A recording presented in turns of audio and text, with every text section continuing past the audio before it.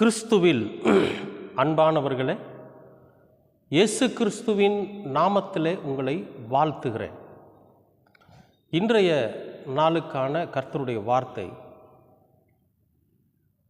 நாம் ஏற்கனவே தனிமை அப்படிங்கிற தலைப்பில் 2 காணொளியை பதிவிட்டிருக்கிறோம். அதைய ஒரு சில பேர் பார்த்துருக்கிறீங்க. அது உங்களுக்கு பிரயோஜனமாக இருந்திருக்கும் என்று நான் விசுவாசிக்கிறேன். இப்பொழுது மீண்டும் ஒரு தனிமை என்னன்னு கேட்டிங்கன்னா, முதல்ல பொதுவான ஒரு விஷயத்தை பேசணும். 2வது முதியோர்களுக்கான தனிமையில் அவங்க எப்படி வேதனைப்படுவாங்க அப்படிங்கிறதையும் நாம் பார்த்தோம். இப்போது சிறு பிள்ளைகளுக்கான தனிமையான வேதனை எப்படி இருக்கும் அப்படிங்கிறத நம்ம பார்க்குறோம். அதற்கு ஆண்டவர் என்ன செய்கிறாரு அப்படிங்கிறதையும் நம்ம பார்க்கலாம். பிரியமானவர்களே, ஒரு அற்புதமான ஒரு வார்த்தையை இம்மானுவேலர் நமக்கு காண்பிக்கிறார். அதாவது எபிரேயர் 7ஆம் அதிகாரம் 3வது வசனம். அவர் என்ன சொல்கிறார் அப்படின்னா,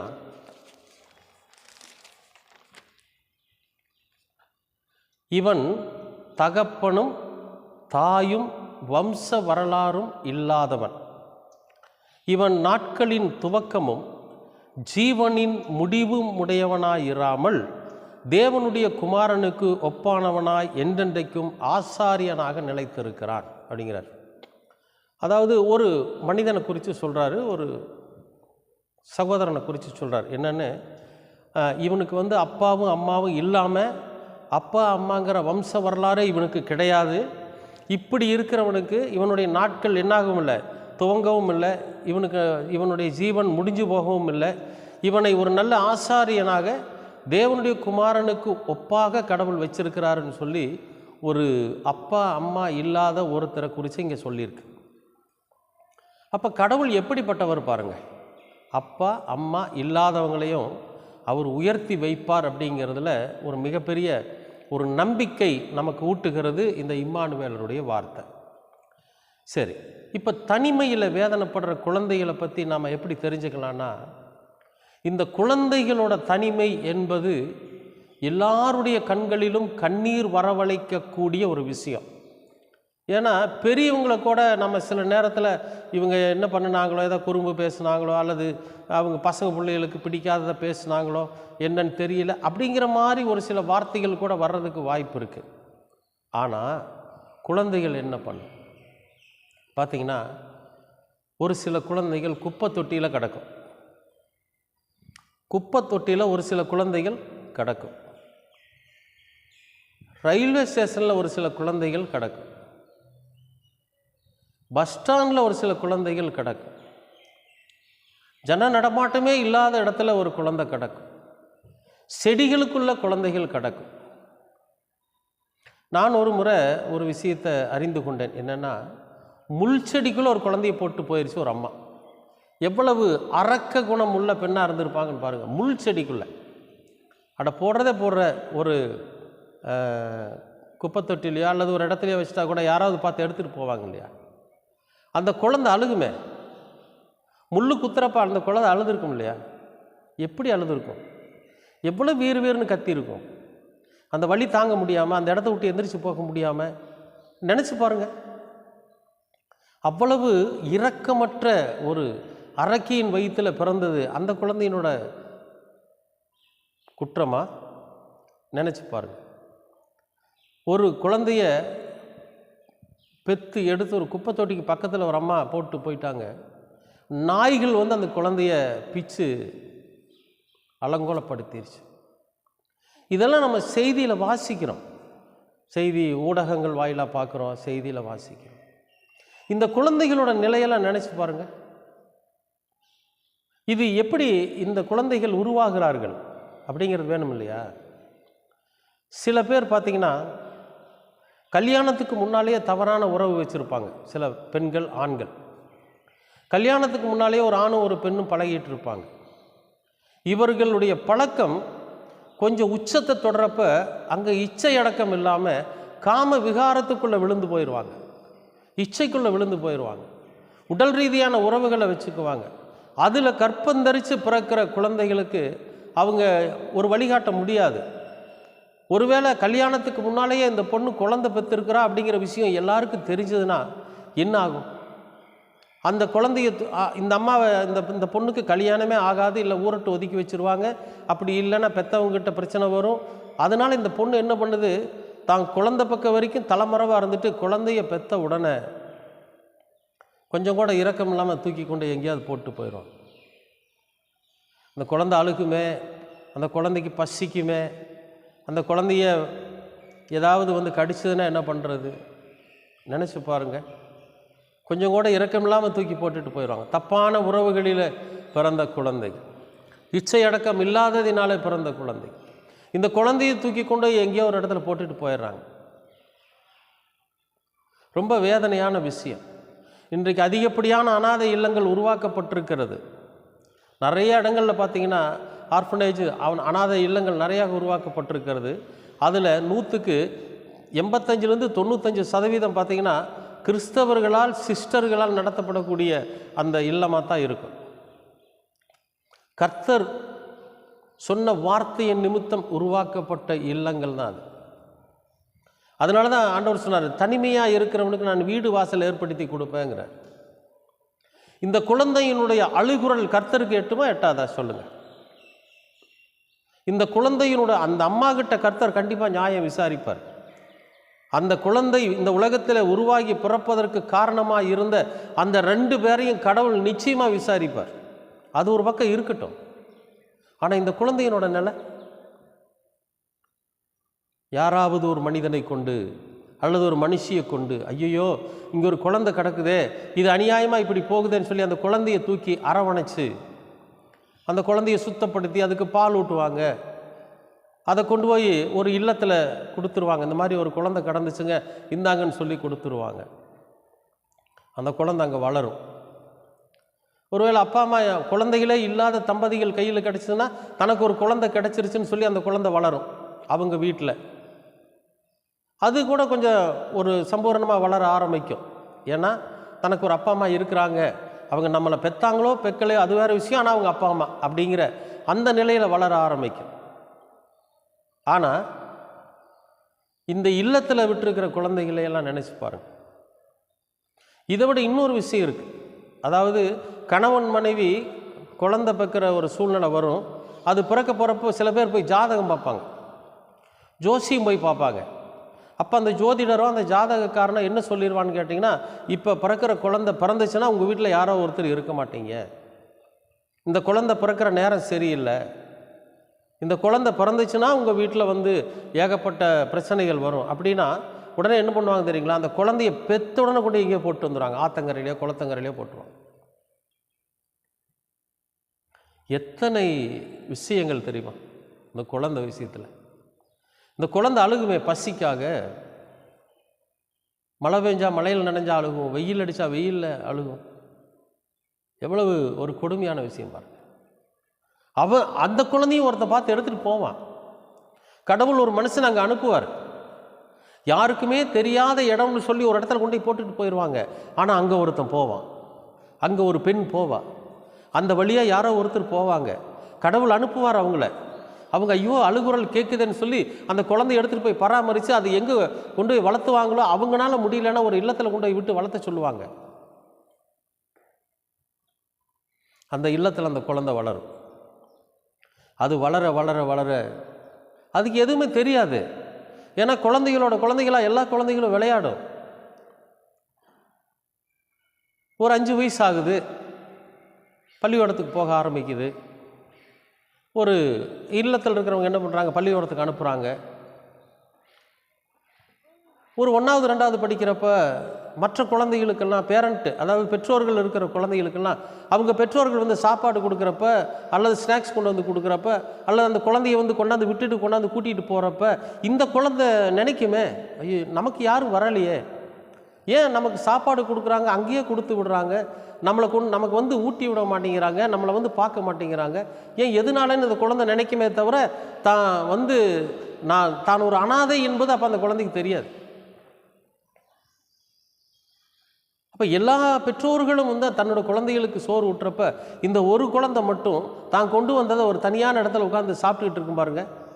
இந்த தனிமையை பார்த்துட்டு கண்கலங்காதவங்க யாராவது இருக்க முடியுமா? ஆண்டவர் தான் போஷிப்பார் அந்த இடத்துல. அந்த பெற்றோர்களுக்குள்ள ஒருத்தன் வருவான், ஒரு பெற்றோர் வருவாங்க, ஏப்பா தனியாக உட்காந்து இருக்கிற தங்கம், என்ன விஷயம், இந்த சாப்பிடுங்க. தான் குழந்தைக்கு வாங்கிட்டு வந்ததை அந்த குழந்தைக்கு கொடுப்பாங்க. அந்த குழந்தை அழுதுகிட்டே அதை வாங்கி சாப்பிடும். தெரியாது,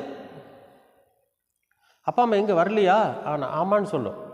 ஏன்னா தனக்கு சாப்பாடு போட்டிருக்கிறவங்க, தன்னை வளர்த்தி கொண்டு இருப்பவர்கள் அவங்களுடைய அப்பா அம்மானு தான் அதை நினச்சிக்கிட்டு இருக்கோம். ஒரு குறிப்பிட்ட வயசு வருது, ஒரு 10வது 12வது படிக்கிற வயசு, எல்லாம் அறிகிற வயசு. அப்போ அந்த குழந்தைக்கு தெரியுது நம்ம ஒரு அனாதை அப்படின்னு. நமக்கு வந்து அப்பா அம்மா இல்லை அப்படிங்கிறது தெரியுது. நாம் ஒரு இல்லத்தில் வளர்ந்துக்கிட்டு இருக்கிறோம். ஒரு அனாதைகள் வளரக்கூடிய இடத்துல அனாதைகளோட அனாதையை நாம் வளர்ந்துட்டுருக்குறோம். இங்கே இருக்கிற நாங்கள் எல்லாருமே சகோதரர்களாக இருந்தாலும் அனாதைகள். எனக்கு அண்ணன் இருக்கிறான், எனக்கு தம்பி இருக்கிறா, எனக்கு அக்கா இருக்கிறா, எனக்கு தங்கச்சி இருக்கிறா. ஆனால் அப்பா இல்லை, அம்மா இல்லை. அப்பாவும் அம்மாவும் இல்லை. அண்ணன் இருக்கிறான், ஏன்னா இவனுக்கு முன்னால் வந்த எடுக்கப்பட்ட குழந்தை வந்து அங்கே அண்ணன். இவன் கிடைச்சதுக்கப்புறம் கிடைச்ச குழந்தை வந்து இவனுக்கு தம்பி. இவனுக்கு முன்னால் கிடைச்ச குழந்தை வந்து அக்கா. இவனுக்கு அப்புறம் கிடைச்ச குழந்தை வந்து தங்கச்சி. அதே மாதிரி தான் ஆணுக்கும் பெண்ணுக்கும். அக்கா, அண்ணன், தம்பி, தங்கச்சி எல்லாரும் இருக்கிறாங்க. ஆனால் அப்பாவும் அம்மாவும் இல்லை. இவைகளெல்லாம் ஒன்றாக சந்தோஷமாக விளையாண்டுக்கிட்டு இருக்கும். அந்த இல்லத்தில் இருக்கிறப்ப எல்லாம் ஆடி பாடி விளையாடுவாங்க. விளையாட்டில் தெரியாது. இனி இவன் ஸ்கூலுக்கு போகிறான். எல்லா பசங்களும் அவங்கவுங்க அப்பா அம்மா சமைச்சு கொடுத்து சாப்பிட்டுட்டு உட்காந்துட்டு எல்லாம் அப்பா அம்மா கூட்டிகிட்டு வாங்கங்கிறப்ப எல்லா பெற்றோர்களும் வர்றாங்க. பெற்றோர்களோட மீட்டிங்க்கு வர்றாங்க. இந்த பையன் தனியாக உட்காந்துட்டு இருக்கிறான். இவன் மேல் அக்கறை கொண்டு இவனை பாதுகாக்கிறதுக்கு, இவனை வழி நடத்துறதுக்கு தன்னுடைய பெற்றோர்கள் இல்லையே அப்படின்றத அவன் தெரிஞ்சுக்கிட்டான்னு வச்சுங்க, எவ்வளோ மனசு வேதனைப்படுவான் நினச்சி பாருங்க. இதை விட தப்பான உறவிலே பிறந்த குழந்தை தான் நான். எங்கள் அம்மா வந்து வாலிப வயசில் தவறு பண்ணிட்டா, அதனால பிறந்த குழந்தை தான் நான். இச்சையடக்கம் இல்லாமல் வாழ்ந்துட்டா, தப்பான உறவு வச்சுட்டா, அதில் பிறந்த குழந்தை தான் நான் அப்படின்னு அந்த பையனுக்கோ அந்த பொண்ணுக்கோ தெரிய வர்றப்ப அவர்களுடைய வேதனை இருக்குது பார்த்தீங்களா, அதை அளவிடவே முடியாது. அதுக்கு ஆறுதலாக நீங்கள் எதையும் சொல்லவும் முடியாது. அதற்கு மாறுதலாகவும் எதையும் சொல்ல முடியாது. அந்த தனிமை, தனியாக போய் உட்கார்ந்து என் வாழ்க்கை இப்படி ஆயிடுச்சு, நான் எதுக்கு இந்த உலகத்தில் பிறந்தேன், என்னுடைய பிறப்பே தவறாக இருக்குது அப்படின்னு அந்த பையன் ஒவ்வொரு நாளும் ஒவ்வொரு நிமிடமும் அழுகிறான் பாருங்க. அந்த கண்ணீருக்கு அளவே இல்லை. ஆனால் அந்த கண்ணீருக்கு ஆறுதல் சொல்லுகிற ஒரே ஒரு தெய்வம் ஆண்டவராக இயேசு கிறிஸ்து. ஆண்டவராக இயேசு கிறிஸ்து இங்கே சொல்கிறார் பாருங்க. சங்கீதம் 27 10வது வசனம் சங்கீதக்காரன் சொல்கிறான், என் தகப்பனும் என் தாயும் என்னை கைவிட்டாலும் கர்த்தர் என்னை சேர்த்து கொள்வார். என் தகப்பனும் என் தாயும் என்னை கைவிட்டாலும் கர்த்தர் என்னை சேர்த்து கொள்வார். அப்போ ஆண்டவர் இயேசு கிறிஸ்து என்ன சொல்கிறாரு, உங்கள் அப்பா அம்மா உன்னை கைவிட்டாங்களா, நீ பிறந்தது தப்பான பிறப்புன்னு சொல்கிறாங்களா, அப்பா அம்மாவே இல்லாத ஒருத்தர் பிறந்திருக்கிறான், அவங்க அப்பா அம்மாவுக்கு ஒரு வம்ச வரலாறு கிடையாது, அவனை கொண்டு அவனுக்கு முடிவும் இல்லை ஆரம்பமும் இல்லை, அவனை கொண்டு ஒரு மிகப்பெரிய பிரதான ஆசாரியத்துவத்தை அவங்க இடத்துல நான் கொடுத்துருக்கிறேன், அவனை உயர்த்தி இருக்கிறேன், அந்த மாதிரி தான் உன்னை நான் உயர்த்த போகிறேன்னு சொல்கிறேன். இப்போ இந்த வேதனைகளெல்லாம் நினச்சி பாருங்கள். பெற்றவங்க எங்கேயோ ஒரு பக்கம் போய் ஜாலியாக இருப்பாங்க. ஆனால் இந்த தனிமை ஒவ்வொரு நாளும் ஒவ்வொரு நிமிடமும் அவனை வாட்டி வதைக்கும். அவனுக்கு எந்த மனுஷனாலையும் ஆறுதல் சொல்ல முடியாது. கடவுளே ஒரு மனித உருவில் இறங்கி அந்த இடத்துல சொல்லுவார், நீ கவலைப்படாத, நான் இருக்கிறேன் உனக்கு. இங்கே இருக்கிற எல்லாருக்கும் நான் தான் தகப்பேன். பெற்றோர்கள் அப்பாவும் அம்மாவும் யாரையெல்லாம் கைவிட்டுட்டு போயிட்டாங்களோ, யாரையெல்லாம் தூக்கி எரிஞ்சிட்டு போயிட்டாங்களோ, அப்படிப்பட்ட குழந்தைகளுக்கு நான் தான் தகப்பேன். இந்த வீடு உனக்கு தான், இந்த வாசல் உனக்கு தான், இங்கே இருக்கிறவங்க எல்லாருமே உனக்கு சொந்தம் தான். உனக்கு பாரு, உங்கள் வீட்டில் பிறந்திருந்தா கூட உனக்கு 1-2 அக்கா தங்கச்சி தான் இருப்பாங்க. ஆனால் இங்கே பாரு, எத்தனை சகோதரர்கள், எத்தனை சகோதரிகள், எத்தனை பேர் உன்னை பார்க்குறாங்க பாரு என்கிற ஆறுதலுக்குள்ளாக அவனை கொண்டு வருவது கர்த்தர். பிரியமானவர்களே, இப்போ நாம் என்ன செய்யணும் இந்த இடத்துல அப்படின்னா, தனிமையாக இருக்கிற குழந்தைகளை சந்திக்கணும். அவர்களுக்கு ஆறுதல் சொல்லுகிறவர்களாக நாம் இருக்கணும். ஏன்னா இயேசு கிறிஸ்து நேரடியாக இறங்கி வந்து சொல்ல மாட்டார். உங்கள் மூலியமா, எம் மூலியமா, இப்படிப்பட்ட நல்ல கர்த்தருடைய பிள்ளைகள் மூலியமாக அவர் என்ன பண்ணுவார், இப்படி தனிமையிலே வேதனைப்பட்டு கொண்டிருக்கிற பிள்ளைகளுடைய வேதனைக்கு ஆறுதல் சொல்லுகிறவர்களாக நாம் இருக்கணும். அப்பா அம்மா உன்னை கைவிட்டாலோ ஆண்டவர் இருக்கார், நீ கவலைப்படாது. உன்னை உயர்த்துவார், உன்னை கரம் பிடித்து நடத்துவார். என் வலது கையை பிடிச்சிக்க, நான் உன்னை கூட்டிகிட்டு போகிறேன்னு சொல்லுவார். ஒரு தாய் தேற்றுவது போல் உன்னை தேற்றுவார். ஒரு அம்மா இருந்து எப்படி தேற்றுவாளோ அந்த இடத்துல கர்த்தர் இருந்து உன்னை தேற்றுவார். அவனை தேற்றுவார். அவனுடைய வேண்டுதலையும் அவனுடைய கண்ணீரையும் ஆண்டவர் உடனே கேட்பார். அந்த தனிமையை ஆண்டவர் கூடவே இருந்து பார்த்துக்கிட்டே இருப்பார். அன்பானவர்களே, எவ்வளவு கொடுமையான விஷயம். குழந்தைகளிலிருந்து, அந்த சின்ன பிள்ளையிலிருந்து அவன் வாலிபனாக வரைக்கும் அவனுக்கு ஏற்படுகிற அந்த தனிமையை சில பசங்க தன்னுடைய வாழ்க்கையை மாய்ச்சிக்கிட்டவங்கெல்லாம் இருக்கிறாங்க. ஆண்டவர் கூடவே இருப்பார். அப்படிப்பட்ட பசங்களுக்கெல்லாம் கடவுள் என்ன பண்ணுவார், அப்படிப்பட்ட பிள்ளைகளுக்கெல்லாம் கடவுள் என்ன பண்ணுவார்னா, பக்கத்தில் இருந்து நான் இருக்கிறேன், உனக்கு நீ கவலைப்படாதேன்னு சொல்லுவார். இங்கே தாவீது சொல்கிறான், எங்கள் அப்பாவை எங்கள் அம்மாவை என்னை கைவிட்டாலும் நீங்கள் என்னை சேர்த்துக்கொள்வீங்க. அப்படிப்பட்ட தனிமையில் வாடுகிற பிள்ளைகளை, தனிமையில் வாடுகிற அந்த குழந்தைகளை கர்த்தர் வீடு வாசல் ஏற்படுத்தி அவர்களை சேர்த்து கொள்ளுகிறவர் தான் நம்முடைய கர்த்தர். பிரியமானவர்களே, ஜெபிங்க. இப்படிப்பட்ட தனிமையான வாழ்க்கை இனி இந்த உலகத்தில் உருவாகக்கூடாதுன்னு ஜெபம் பண்ணுங்க. தவறான வழியில் பிறக்கின்ற குழந்தைகள் இனி பிறக்கக்கூடாது. மக்கள் மத்தியில், பிள்ளைகள் மத்தியில் இச்சை அடக்கம் வேணும், காம விகாரத்திலிருந்து அவர்கள் விடுபடணும் அப்படிங்கிறத உங்கள் ஜெபத்தில் வைங்க. ஏன்னா நாமெல்லாம் ரொம்ப ஆசீர்வதிக்கப்பட்டவங்க. நமக்கு பெற்றோர்கள் இருக்கிறாங்க, நம்முடைய பிள்ளைகளுக்கு பெற்றோர்களாக நாம் இருக்கிறோம். ஆனால் அப்படிப்பட்ட குழந்தைகளுக்கு, பெற்றோர்களால் கைவிடப்பட்ட குழந்தைகளுக்கு, தனிமையிலே வாடுகிற அந்த குழந்தைகளுக்கு ஆறுதலாகவும் தேற்றுதலாகவும் கர்த்தர் உங்களையும் என்னையும் வைத்திருக்கிறார். நிச்சயமாகவே நம்முடைய வார்த்தைகள் அவர்களை தேற்றும், நம்முடைய செயல்கள் அவர்களுக்கு ஒரு ஆறுதலாக இருக்கும்.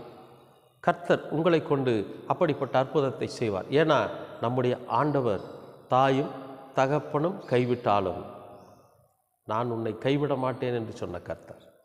ஒரு தாய் தேற்றுவது போல நான் உன்னை தேற்றுவேன் என்று சொன்ன கர்த்தர். ஒரு தகப்பனைப் போல என் கரத்திலே உன்னை தாங்குவேன் என்று சொன்ன கர்த்தர். பிரியமானவர்களே, அப்படிப்பட்ட நம்முடைய ஆண்டவராகிய இயேசு கிறிஸ்து அதற்காகவே இந்த உலகிற்கு வந்தார். அனாதைகள், திக்கற்றவர்கள், ஏழைகள், விதவைகள் என்று தனிமையை, அவர்கள் தனிமையிலே வேதனையை அனுபவித்துக் கொண்டிருக்கிறவர்களுக்கு ஆறுதல் சொல்லுவதற்காகவே கர்த்தர் இந்த உலகிற்கு வந்தார். பிரியமானவர்களே, நீங்களும் அப்படித்தான், நானும் அப்படித்தான். கர்த்தரை, இம்மானுவேலரை சுமக்கிற பிள்ளைகள் மற்றவர்களுக்கு ஆறுதலாகவும் மற்றவர்களை தேற்றுகிறவர்களாகவும் இருக்க வேண்டும். கர்த்தர் அதைத்தான் விரும்புகிறார். செய்வீங்களா? கர்த்தர் உங்களை ஆசீர்வதிப்பார். அன்பின் பரலோக பிதாவே, அருமையான நல்ல இந்த நாளுக்காக நன்றி. எத்தனையோ தனிமைகள் ஆண்டவரே, இந்த சிறு பிள்ளைகளோட தனிமை, குழந்தைகளோட தனிமை, வாலிப பிள்ளைகளோட தனிமை, தனிமையிலே அவர்களுக்கு ஏற்படுகிற அந்த வேதனை, அதற்கான ஆறுதலை சொல்லுகிற எங்களுடைய தேவனாகிய நீர் இன்றைக்கும் வாழ்ந்து கொண்டிருக்கிறீர். உம்முடைய பிள்ளைகளாகிய, கர்த்தருடைய பிள்ளைகளாகிய எங்களை கொண்டு ஆண்டவரே, நீர் அந்த பிள்ளைகளுக்கு ஆறுதலும் தேற்றுதலையும் நீர் அளிக்கிறபடியினாலே உமக்கு ஸ்தோத்திரம். பெற்றோர்கள் கைவிட்டாலும் நீர் கைவிட மாட்டீர். கரம் பிடித்து நடத்தி வழி நடத்துகிற தேவனாய் இருக்கிறீர். அவர்களை உயர்ந்த ஸ்தானத்தில் வைக்கிறவராய் இருக்கிறீர். ஆண்டவரே, நீர் அப்படி செய்கிறதற்காக நன்றி.